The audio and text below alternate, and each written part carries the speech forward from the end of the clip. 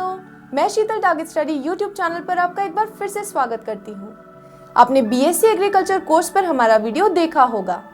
हालांकि अधिकांश उम्मीदवार जो इस कोर्स को चुनते हैं वे इस 4 साल के बीएससी एग्रीकल्चर कोर्स को करने के बाद करियर की संभावनाओं से अच्छी तरह वाकिफ होते हैं। फिर भी हो सकता है कि उनके सीमित ज्ञान के कारण वे भ्रमित हो जाते हों या बीएससी एग्रीकल्चर कोर्स करने के बाद वे अवसरों की कमी के बारे में चिंतित होते हों। इसलिए इस वीडियो में मैं विभिन्न जॉब प्रोफाइल के साथ साथ कृषि के क्षेत्र के बारे में कुछ तथ्य सामने रखने जा रही हूँ, जो निश्चित रूप से आपके लिए उपलब्ध ढेरों विकल्पों में से आपके लिए उपयुक्त चुनने में आपकी मदद करेंगे। जैसा कि आप सभी जानते हैं कि विश्व की जनसंख्या धीरे धीरे बढ़ रही है, इसलिए यदि कृषि पर ध्यान नहीं दिया गया तो निकट भविष्य में आपको निश्चित रूप से खाद्य संकट देखने को मिलेगा। तो इस संकट से निपटने के लिए कौन होगा? निश्चित रूप से प्रशिक्षित और शिक्षित कृषक जिनके पास कृषि पृष्ठभूमि के साथ स्नातक या कोई उच्च डिग्री है। अब दूसरे बिंदु पर आते हैं। कृषि गतिविधियां भारत में सबसे बड़ी आर्थिक गतिविधि है जिसमें सबसे अधिक संख्या में लोग कार्यरत हैं। फिर भी यह सबसे अविकसित क्षेत्र है जिसमें लगभग अकुशल श्रम है, जो उनके बहुत कम प्रति व्यक्ति उत्पादकता का मुख्य कारण है। विकसित कृषि के तहत इसे ऊपर उठाने के लिए प्रशिक्षित और यहाँ तक कि पेशेवर रूप से शिक्षित कार्यबल भी समय की आवश्यकता है, जिससे बीएससी करने वाले उम्मीदवारों के लिए नौकरी के बहुत सारे अवसर पैदा हो रहे हैं। बीएससी एग्रीकल्चर की डिग्री के बाद खेती, कटाई, प्रसंस्करण, पैकेजिंग, परिवहन, भंडारण, बिक्री, वितरण, मूल्यवर्धित उत्पादन और विपणन जैसी गतिविधियां कृषि के अर्थशास्त्र के अंतर्गत आने वाली कुछ प्रमुख कार्य हैं। इनके अलावा कृषि वित्त पोषण, राष्ट्रीय मैक्रो फसल योजना, सूक्ष्म फसल योजना और कृषि सांख्यिकी जैसी गतिविधियां आती हैं। तो आप कह सकते हैं कि योग्य कृषकों के लिए खेतों के बाहर भी अवसरों की कमी नहीं। यह भी एक निर्विवाद तथ्य है कि धीरे धीरे लेकिन लगातार व्यावसायिकता भारत के कृषि क्षेत्र में अपनी उपस्थिति दर्ज करा रही है। कृषि वैज्ञानिकों और शिक्षित कृषकों की संभावनाएं बढ़ रही हैं और अच्छी संख्या में विश्वविद्यालय बागवानी, वानिकी, समुद्री मत्स्य पालन, अंतर्देशीय मत्स्य पालन, रेशम उत्पादन, मधुमक्खी पालन, जलीय कृषि, ऊतक संस्कृति, प्लांट ब्रीडिंग, प्लांट बायोटेक्नोलॉजी, पर्यावरण प्रबंधन, सिंचाई, मिट्टी की गुणवत्ता प्रबंधन जैसे विभिन्न कृषि विशेषज्ञता के साथ बीएससी कृषि में पाठ्यक्रम प्रदान कर रहे हैं। और मैं यहाँ आपके इसी प्रश्न का उत्तर देने के लिए हूँ कि बीएससी कृषि के बाद आगे क्या होगा। तो इस वीडियो में मैं आपको बीएससी एग्रीकल्चर के बारे में उपलब्ध हर विकल्प के बारे में बताऊंगी, जैसे कोर्स करने के तुरंत बाद नौकरी के विभिन्न अवसर, स्नातक करने के बाद उपलब्ध उच्च डिग्री पाठ्यक्रम और शिक्षण के क्षेत्र में करियर आदि। लेकिन यह सब जानने के लिए आपको इस वीडियो को अंत तक देखते रहना होगा। बीएससी कृषि के बाद करियर के कुछ अवसर और नौकरी के क्षेत्र में पहला ऑप्शन है एक एग्रीकल्चर ऑफिसर यानी कि कृषि अधिकारी के रूप में। एक कृषि अधिकारी की प्राथमिक भूमिका कृषि उत्पादकता का विस्तार करने के लिए किसानों और कृषि से संबंधित कंपनियों का मार्गदर्शन करना है। यह बीएससी कृषि के बाद सार्वजनिक क्षेत्र में सबसे पहली प्रतिष्ठित नौकरी में से एक है। आईबीपीएस द्वारा हर साल विशेषज्ञ अधिकारी सामान्य लिखित परीक्षा के माध्यम से बैंकों में कृषि अधिकारियों की भर्ती की जाती है। अगला विकल्प है असिस्टेंट प्लांटेशन मैनेजर यानी कि सहायक वृक्षारोपण प्रबंधक बनने का। ये पेशेवर वृक्षारोपण के विकास के लिए, इसके विस्तार और पुनर्रोपण के लिए जिम्मेदार हैं। फैक्ट्री तक फसल परिवहन की व्यवस्था करना, सड़कों, पुलों का निर्माण और बजट और लागत के नियंत्रण पर नजर रखना उनके मुख्य कार्य क्षेत्र हैं। आप कह सकते हैं कि वे फसल या सब्जियों के रोपण से संबंधित कटाई और अन्य कार्यों के कुशल और लाभदायक प्रबंधन के लिए उत्तरदायी हैं। अगला अच्छा विकल्प है एग्रीकल्चर डेवलपमेंट ऑफिसर या कृषि विकास अधिकारी बनने का। कृषि विकास अधिकारियों के काम में बहुत सारा डेटा संभालना शामिल होता है।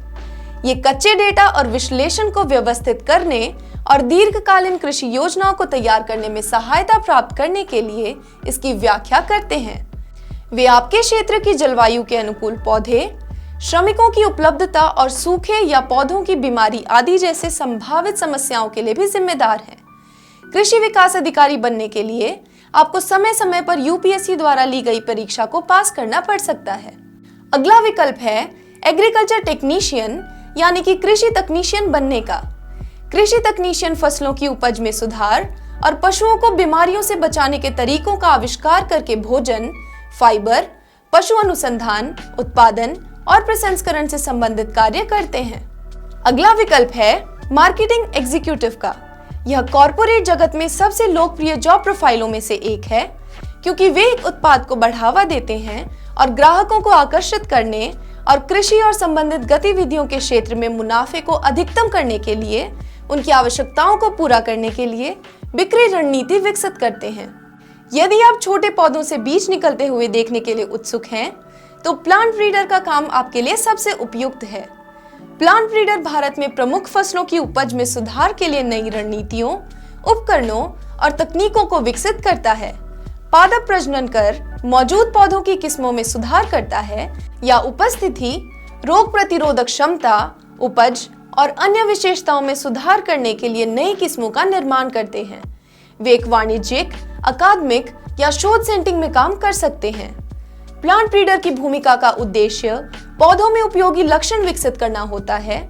इसलिए उनकी भूमिका कृषि उद्योग के लिए महत्वपूर्ण है, क्योंकि बाजार की आवश्यकताओं और उपभोक्ता मांगों को पूरा करके और महत्वपूर्ण फसलों में पैदावार बढ़ाने और बनाए रखने के लिए निरंतर चुनौतियां हैं। जैविक विज्ञान और प्रौद्योगिकी का एक आदर्श मिश्रण एक बीज प्रौद्योगिकीविद यानी कि एक सीड टेक्नोलॉजिस्ट का है। वे वो प्रोफेशनल हैं जो बीज उत्पादकों को बीज उपकरण के संचालन, बीज बोने और बीज काउंटिंग के संचालन के लिए सहायता प्रदान करते हैं। बीज प्रौद्योगिकी में बेहतर फसल पौधों की किस्मों का विकास, उनका मूल्यांकन और रिलीज, बीज उत्पादन, प्रसंस्करण, बीज भंडार, बीज परीक्षण, बीज गुणवत्ता, बीज प्रमाणीकरण, बीज विपणन, वितरण और बीज पर अनुसंधान आदि शामिल हैं। कुछ अन्य जॉब प्रोफाइल और करियर विकल्प जो बीएससी एग्रीकल्चर के बाद लिए जा सकते हैं वो हैं फसल विशेषज्ञ यानी कि क्रॉप स्पेशलिस्ट, उर्वरक बिक्री प्रतिनिधि यानी कि फर्टिलाइजर सेल्स रिप्रेजेंटेटिव, खाद्य सूक्ष्म जीव विज्ञानी यानी कि फूड माइक्रोबायोलॉजिस्ट, खाद्य शोधकर्ता यानी कि फूड रिसर्चर, प्लांट जेनेटिसिस्ट और फार्म मैनेजर इत्यादि। इन विकल्पों के अलावा बीएससी डिग्री धारक के पास विभिन्न स्वरोजगार के अवसर भी होते हैं। इस क्षेत्र में स्नातक पूरा करने के बाद और कुछ अनुभव के साथ आप अपना खुद का व्यवसाय शुरू कर सकते हैं, जैसे कृषि फर्म, कृषि उत्पाद की दुकान, कृषि आधारित उद्योग आदि।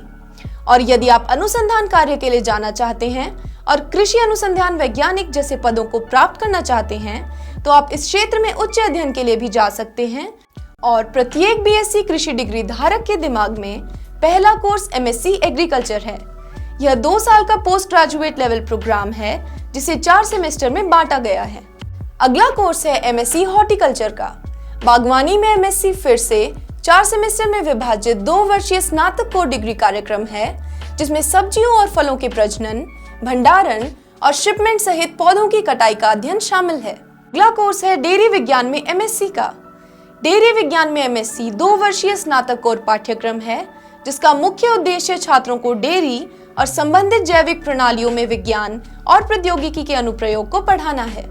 अगला कोर्स है मत्स्य पालन में M S C, master of fishery science M F S C, 2 साल का post graduate fishery science course है।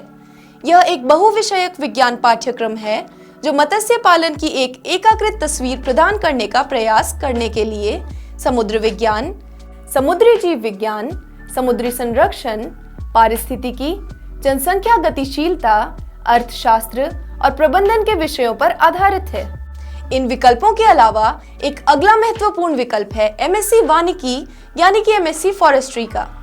वानिकी में एमएससी भी 2 वर्षीय पूर्णकालिक स्नातकोत्तर पाठ्यक्रम है, जिसे आप बीएससी कृषि के बाद कर सकते हैं और मास्टर डिग्री प्राप्त करने के बाद आप संबंधित क्षेत्र में पीएचडी के लिए जा सकते हैं। यह पूरी तरह से एक खोज आधारित पाठ्यक्रम है, जिसमें व्यक्ति को भोजन, फाइबर और ईंधन का उत्पादन करना सीखना होता है। तो फाइनली हम कह सकते हैं कि कृषि में बीएससी करना वास्तव में कृषि क्षेत्र में अवसरों की तलाश करने को बढ़त दे सकता है। इस क्षेत्र में डिग्री न केवल कई करियर के अवसर प्रदान करती है, बल्कि विविध उद्योगों में भी गुंजाइश प्रदान करती है। उम्मीद है कि इस वीडियो में दी गई जानकारी आपके लिए मददगार साबित होगी। यदि आपके पास अभी भी कोई प्रश्न है तो आप हमें कमेंट सेक्शन में बता सकते हैं। हम जल्द ही आपको सही जानकारी देने की पूरी कोशिश करेंगे। आशा है कि आपको यह वीडियो पसंद आया होगा। अगर यह वास्तव में है तो कृपया लाइक बटन दबाएं। नियमित अधिसूचना के लिए कृपया टारगेट स्टडी यूट्यूब चैनल को सब्सक्राइब करें। हम कुछ और वीडियो के साथ वापस आएंगे। तब तक स्वस्थ और सुरक्षित रहें।